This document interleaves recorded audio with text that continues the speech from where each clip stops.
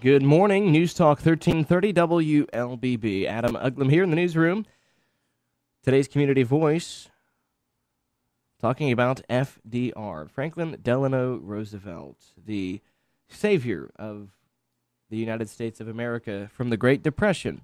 That myth going to be debunked today here on the Community Voice. Hope you enjoy the program. And it's a very often topic, oddly enough, talking about, because FDR really does frame the argument for government intervention and rescuing the economy from itself.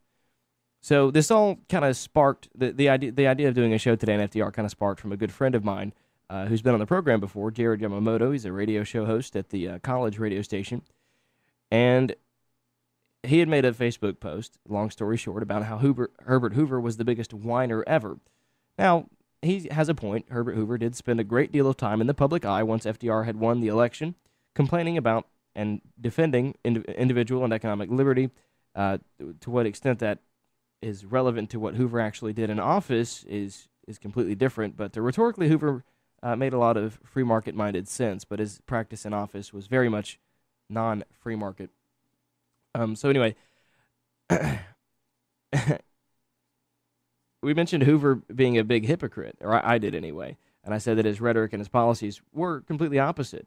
And Jared argued that he was clearly bitter over FDR's victory. And I said, well, what victory are we talking about here? His presidential victory or FDR's victory in preserving the Great Depression?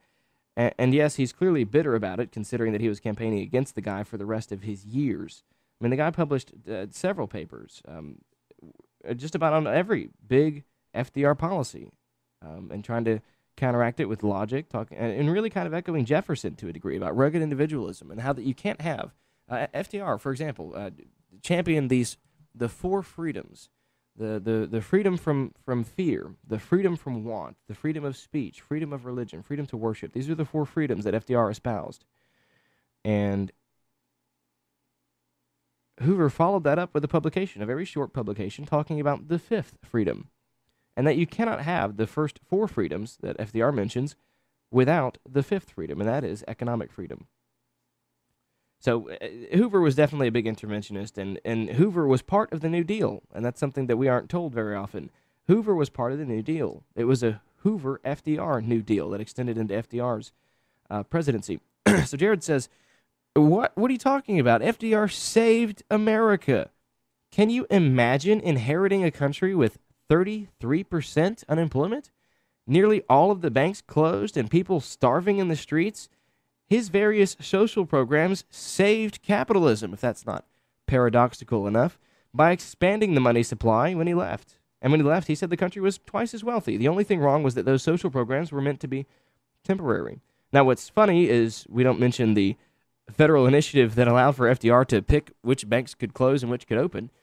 More banks actually closed in the years preceding the Great Depression than the year of or the year after. Thousands of banks closed in 33, 34, but it was due to a federal financial commission that was overseeing the banks and said you cannot open banks, which or you cannot reopen your banks. They froze things, they closed banks, they only allowed select banks to open. It was very, very corrupt. And to get to another point, inheriting a country with 33% unemployment, well, first, unemployment was never 33% in the Great Depression. In 1929, under Hoover, it was 3.2%. In 1930, it had risen to 8.7%. 31, it had risen to almost 16%. 1932, rather, it had risen up to 23%. 25% was the peak in 1933. Under Roosevelt in 34, 21.7%, hovered at 20% for a few years.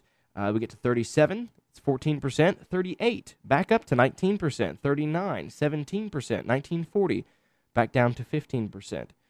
Now, if FDR was the nation's economic savior, then what explains the general lack of recovery, including the Roosevelt recession of 1938 with an unemployment rate of 19%? The claim that FDR saved us from the Great Depression is simple ignorance or outright deception. I'm not quite sure. Roosevelt inherited the economic problems largely created by Hoover, and he took Hoover's policies that created the Great Depression and made them much worse. FDR took Hoover's policies, and by the way, for a quick sum of Hoover's policies, Hoover signed the Smoot-Hawley tariff, number one, which reduced exports for the country by 64%. It reduced farm exports by 60%, the Smoot-Hawley tariff. One of the biggest tariffs ever passed. And Hoover played a big role in trying to prop up the financial markets. He expanded government spending by quite a bit. He increased the top tax rate by a significant portion, all in the couple of years prior to the Great Depression, to the stock market crash. Having ruined the banking system and destroyed the gold standard with the Gold Seizure Act, if you didn't know this, FDR totally forbid private ownership of gold.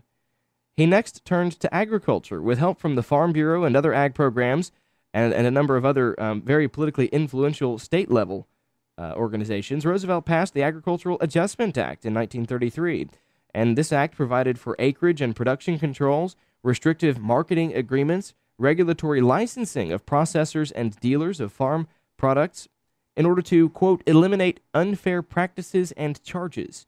It authorized new lending, taxed processors of agricultural commodities, and rewarded farmers who cut back production. It's no wonder that gross domestic product fell under FDR. So, again, don't forget Hoover's Smoot-Hawley tariff that FDR expanded upon.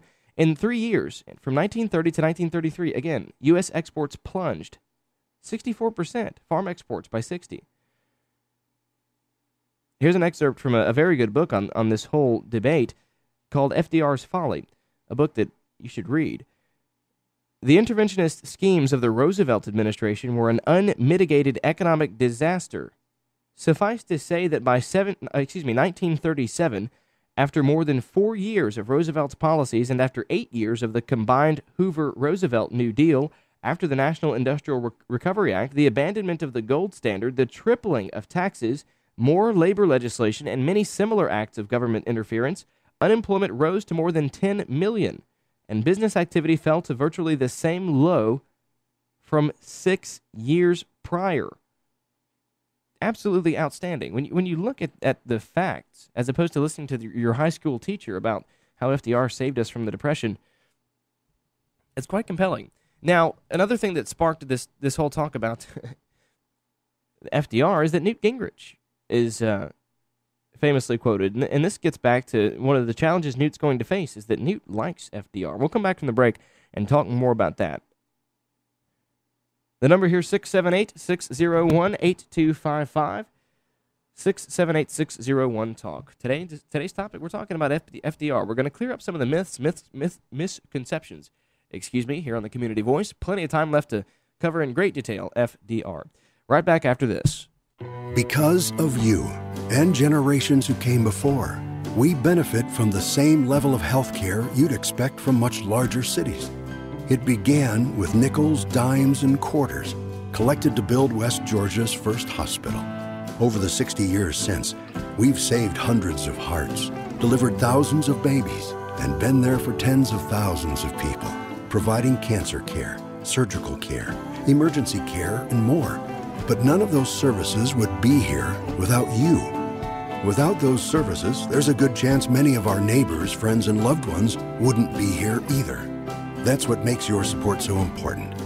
Now, with 4 hospitals and more than 250 physicians, Tanner keeps the care you need right down the road, not down the interstate.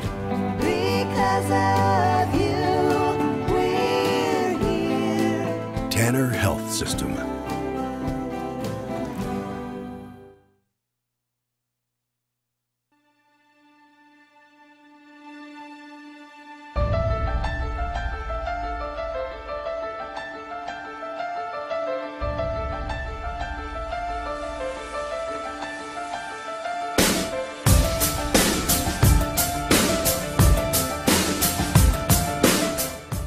Good morning. We're back. News Talk 1330 WLBB. It's 8:40. Plenty of time to continue on today's topic. So let's get right to business. Lots to discuss. Lots to educate my listening audience there about the myth that FDR got us out of the Great Depression and saved capitalism from itself, as generations of Americans have been taught by the state's education establishment. I mean, really, we're educated by the government. Do you think the government is going to educate us against it? I don't think so. So to get to my point before I made before the break, Newt Gingrich told a group of Republicans that Franklin Roosevelt did bring us out of the Depression, and that makes FDR the greatest figure of the 20th century. As political rhetoric, the statement is likely to come from someone who doesn't support a market economy, as I'm not terribly sure that Newt Gingrich does support a market economy. And this is a pretty old saying. I mean, this was Newt Gingrich 16 years ago that he said this, but anyway, moreover, Gingrich's view that FDR saved us from the Depression is indefensible. Roosevelt's policies completely prolonged and deepened the Great Depression. There's no doubt that Roosevelt changed the character of American government, as he and Woodrow Wilson both did. Both progressives, both very much about empowering the executive and having a very positive role in your daily life on behalf of the federal government. Many of the reforms of the 1930s remain embedded in policy today. Acreage allotments, price supports, marketing controls in agriculture, extensive regulation of private securities, federal intrusion into union management relations, government lending, and insurance activities, which distorts prices and costs, the minimum wage, national unemployment insurance, Social Security and welfare payments, production and sale of electrical power by the federal government, fiat money, the list goes on. The Roosevelt Revolution really began with his inaugural address. I mean, it was completely demagogue. I mean, Hoover, there was no way he couldn't win the election against Hoover. Impossible. So it left him open to be able to just say whatever he wanted and demagogue the entire election, which left no doubt about his intentions to seize the moment and harness it to FDR's purpose, best remembered for its patently false line that the only thing we have to fear is fear itself. It also called for extraordinary emergency governmental powers. The day after FDR took the oath of office, he issued a proclamation calling Congress into a special session. Before it met, he proclaimed a national banking holiday, an action he had refused to endorse when Hoover suggested it 3 days earlier. Invoking the Trading with the Enemy Act of 1917, Roosevelt declared that all banking transactions shall be suspended. Banks were permitted to reopen only after a case-by-case inspection and approval by the government, a procedure that dragged on for months. This action heightened the public's sense of crisis and allowed him to ignore traditional restraints on the power of the central government. In their understanding of the Depression, Roosevelt and his economic advisors had cause and effect reversed. They did not recognize that prices had fallen because of the Depression. They believed that the Depression prevailed because prices had fallen. The obvious remedy then was to raise prices, and that's what FDR did. He made things more expensive on purpose with price controls by creating artificial shortages. Hence arose a collection of crackpot policies designed to cure the Depression by cutting back on production, which is why the gross domestic product fell tragically. Median income growth grew during the Great Depression. Why? Because we set price controls. Unemployment was low. People left the workforce. So, of course, the government Census Bureau is going to look at who is employed of those few and say, well, look, their wages are going up. So median income's growing. That's a good thing, right? Well, not if you have 10 million people who are unemployed because of those wage policies. The goofiest application of the theory had to do with the price of gold, starting with the bank holiday and proceeding through a massive gold buying program. Roosevelt abandoned the gold standard, the bedrock restraint on inflation and government growth. He nationalized the monetary gold stock, forbade the private ownership of gold, except for jewelry, scientific, or industrial uses. If you had gold that wasn't jewelry, it belonged to the government. Besides being theft, gold confiscation didn't work either. The price of gold was increased from $20 to $35 an ounce, a 69% increase, but the domestic price level increased only 7% between 1933 and 1934, and over the rest of the decade it hardly increased at all. FDR's devaluation provoked retaliation by other countries, further strangling international trade and throwing the world's economies further into depression. So after destroying the banking market, then he turns to the agriculture sector and wants to pull it apart. I mean, macroeconomic model builders have finally realized what Henry Hazlitt and John T. Flynn, among other free market thinkers, have been thinking for a long time. And they knew this in the 1930s. FDR's New Deal made the Great Depression longer and deeper. It is a myth that FDR got us out of the Depression and saved capitalism from itself, as is often retorted.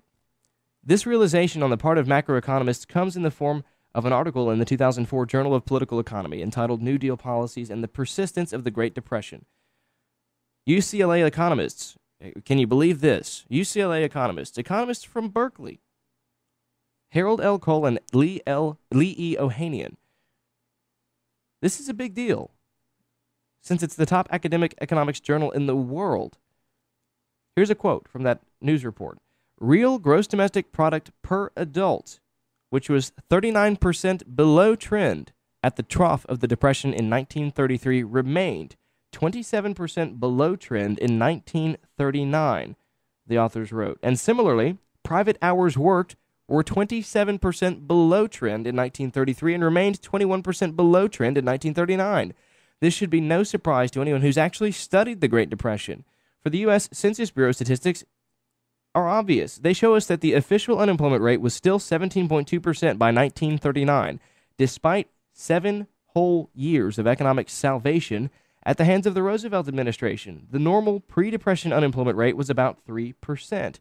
Per capita gross domestic product was lower in 1939 than it was in 1929. So after 10 years, the problem hadn't been fixed. It was worse in 10 years of Hoover and Roosevelt policies that were not even remotely laissez-faire, as Hoover is often referred to. As were personal consumption expenditures. They were also lower. In 10 years, in a 10-year span, can you imagine what it would be like to go 10 years with no economic growth? Zero. Personal consumption, negative. $67.6 billion versus nearly $80 billion, according to the Census Bureau data.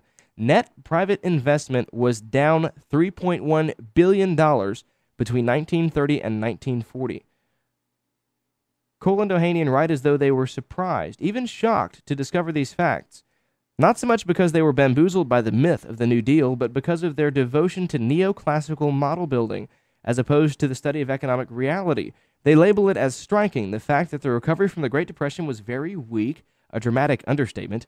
And why is it so striking? Because the data contrasts sharply with the neoclassical theory? The neoclassical theory of depressions might well be thought of as a Frankenstein's monster theory, as explained in the article. The weak recovery is puzzling, this from the article. The large negative shocks that some economists believe caused the 1929-1933 downturn, including monetary shocks, productivity shocks, and banking shocks, which became positive after 1933. Again, FDR took a massive leash and wrapped it around the necks of all the banks. Is it a wonder the financial industry didn't recover? So according to the neoclassical theory, the economy during a depression is somewhat like a prostrate Frankenstein's monster, with economists playing the role of the mad scientists who shock the beast into becoming living once again. And they do this with various injections of government spending or easy credit that will supposedly cause a roaring recovery, just as the rejuvenated beast roared as it left the laboratory to terrorize the townfolk in the movie in Young Frankenstein. But, so anyway, the data is absolutely clear. The economy did not improve over those 10 years. Yes, and yes, again, median income did grow, which is one of the points my friend Jared made, is that people were wealthier at the end of the Great Depression. Well, sure, the people who worked were wealthier, but not the 20% of the population who didn't work, or the 4 million people who left the workforce who aren't accounted for in the Census Bureau's data. Because remember, you're only considered unemployed if you're looking for work. So if you can't find a job because the government has set wages at such a rate that businesses can't afford to hire anybody else, then of course, productivity is going to be down because you don't have enough employees and you can't afford to pay them. And two, you don't get it. They're unemployed. They aren't working. They aren't producing anything. But the ones who are employed have a high wage because it's set by the government. So again, of course median wage went up. I mean, it's a non-point. Correlation does not imply causation. The two are not necessarily related. So the argument that because median wage growth was dramatic during that period is a complete, how to call this? We'll call it intellectual dishonesty by saying that. Because when you say that median wage grew, you have to talk about everything else that surrounds that. As in, I don't know, the fact that 19% of the population was unemployed 7 years after FDR came into office, and that's just the people who are looking for work. That's still not including the people who left the workforce. We'll come back after the break and wrap up on a few more points about how FDR did not save us from the Great Depression. It took Europe destroying itself to create demand in our economy for us to actually have the ability to produce things that people wanted on a global market. That's what brought us out of the Great Depression. We'll talk more about that when we come back from the break. It's 8:50. The number here, 678-601-8255. Again, 678-601-TALK. Back after this. Because of you and generations who came before, we benefit from the same level of health care you'd expect from much larger cities. It began with nickels, dimes, and quarters collected to build West Georgia's first hospital. Over the 60 years since, we've saved hundreds of hearts, delivered thousands of babies, and been there for tens of thousands of people, providing cancer care, surgical care, emergency care, and more.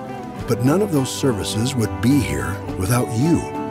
Without those services, there's a good chance many of our neighbors, friends, and loved ones wouldn't be here either. That's what makes your support so important. Now, with 4 hospitals and more than 250 physicians, Tanner keeps the care you need right down the road, not down the interstate. Because of you, we're here. Tanner Health System.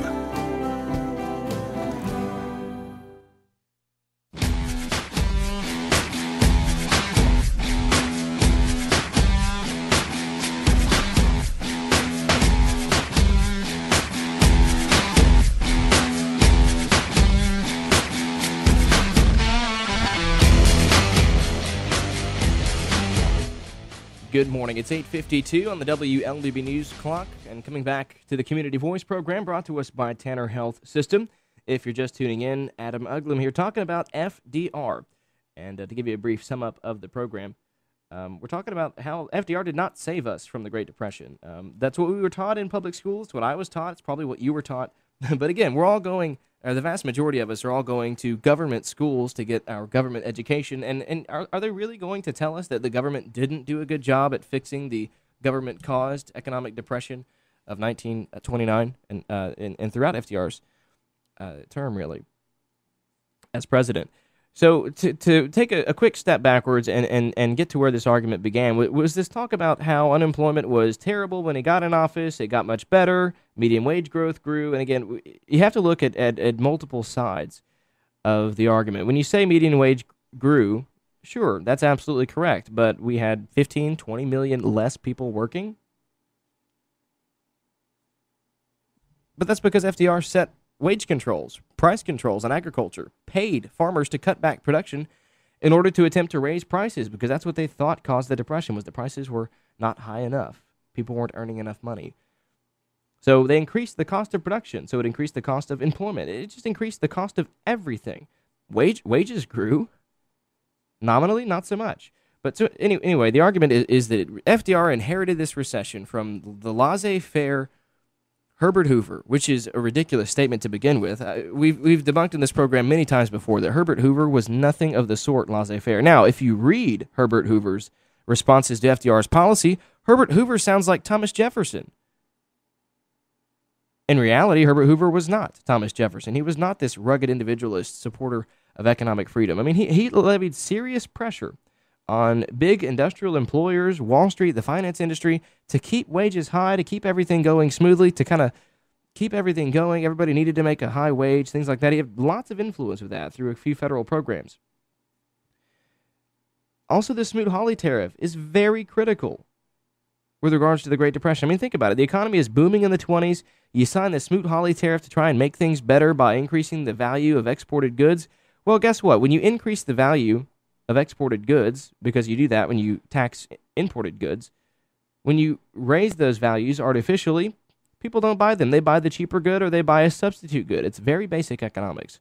So the Smoot-Hawley tariff reduced economic exports, or U.S. exports rather, 64%. That is something that no tariff in the history of the United States has ever done and never will again, and I pray to God that never will happen again. Exports in the U.S., one of the most powerful countries in the world at the time, one of the wealthiest countries in the world during the 1920s. A few short years of the Smoot-Hawley tariff resulted in exports plunging 64%. They were more than half again less than they were in a 3-year period, thanks to the Smoot-Hawley tariff that FDR expanded upon in that time period. I mean, Calvin Coolidge gave us the roaring 20s by cutting government spending by 2/3. If you think Reagan was this big libertarian, conservative, ultimate market hero. Reagan sounds great in a speech, but Reagan had a Democratic Congress. So rhetorically, Reagan was Reagan. But his actions were so limited because he had a Democratic Congress, the majority of his presidency. He had a Republican Senate for a brief period, but that doesn't do much for you, as we can see now with our current president with a split Congress. But Calvin Coolidge had a Republican Congress and a Republican president. And we had the Roaring 20s after a depression from Woodrow Wilson that we don't talk about, because we had a depression before, thanks to Woodrow Wilson, with his massive increase in government spending, World War I namely, got us involved in that, and that cost a lot of money. Well, government grew very much in that time period. Calvin Coolidge cut government spending by 2/3. We didn't have social programs, so it was not as politically unpopular to cut 2/3 of government spending. And entitlement programs are 2/3 of government spending now, whereas before, where you could cut 2/3 and not affect anybody's wallet so much, you can't do that nowadays, because you get a lot of people dependent on the government when 60% of the federal expenditures are on transfer payments. I mean, the Roaring 20s was a time period of tremendous growth, and Herbert Hoover said, look, the economy's doing fantastic. What else can we do to make it even more fantastic? We'll sign the Smoot-Hawley tariff. We'll increase taxes, and we'll create social programs. We'll start manipulating prices and things like that. And then the economy crashed. And then FDR picked up on that and just ran with it and said, look, prices weren't high enough. That was Hoover's problem. We needed higher prices, is what FDR argued. We're going to seize gold from people, get into the fiat money standard that we have now. I mean, the getting off of the gold standard is really owed to several people. It's both FDR and Nixon as well. Nixon really did kind of put the final nail in the coffin when it came to the gold standard, but that's a story for another day. So just keep in mind, when people give this whole argument about how FDR saved us from the Great Depression, and they argue that, unemployment was 33%, and he inherited it from that laissez-faire Herbert Hoover. Do a little homework on Herbert Hoover. He is not this laissez-faire guy. Increased government spending, big time, Herbert Hoover did. Raised tax rates, encouraged employers and industry to keep wages high, even raise wages by providing tax programs. You know, I'll give you a little tax abatement. You raise wages, the economy will be better off. That was Hoover's ideal. That same policy continued by FDR, and it just distorted the economy, and that's how we wind up with the Great Depression. Unemployment after 7 years of FDR was 17.5%. 7 years of New Deal programs. And again, largely, many of those New Deal programs were Herbert Hoover stuff that was just continued on. So really more like 10 years of Hoover, FDR, New Deal type policies. And unemployment was still 19 to 20%. And that's just according to the census data. That's not including the people who left the workforce. So tell your friends who argue that FDR saved us. No, we didn't. He didn't. We were in an economic recession. Gross domestic product was terrible. In 10 years, it shrank over a 10-year period. I don't think the U.S. has ever had a 10-year period in which gross national product fell by 15%. Absolutely ridiculous. Oh, but median wage grew. Well, of course it did, because less people were working at a higher rate. No wonder it grew, if you only count the folks who were working. So now you're armed with the facts, and you know what FDR really did when it came to the Great Depression. And the only thing that saved us was France and Germany and England blowing up each other's industries, and all of a sudden you have countries that are all at war with each other who are demanding war goods. So here comes the U.S. with the not destroyed economy, or not completely destroyed economy anyway, but a capable infrastructure and people who needed jobs. So there was a demand for products the U.S. could produce that nobody else could produce, at least the industrialized nations could produce, because they were all blowing each other up. That is what saved us from the Great Depression, was France and Germany bombing each other, and then industries in Europe creating a demand for goods from us. Hope you enjoyed the program. Hope you're a little more educated about FDR today and how he did not save us from the Great Depression. Lots of good reading on it. FDR's Folly is a fantastic book. You should pick it up.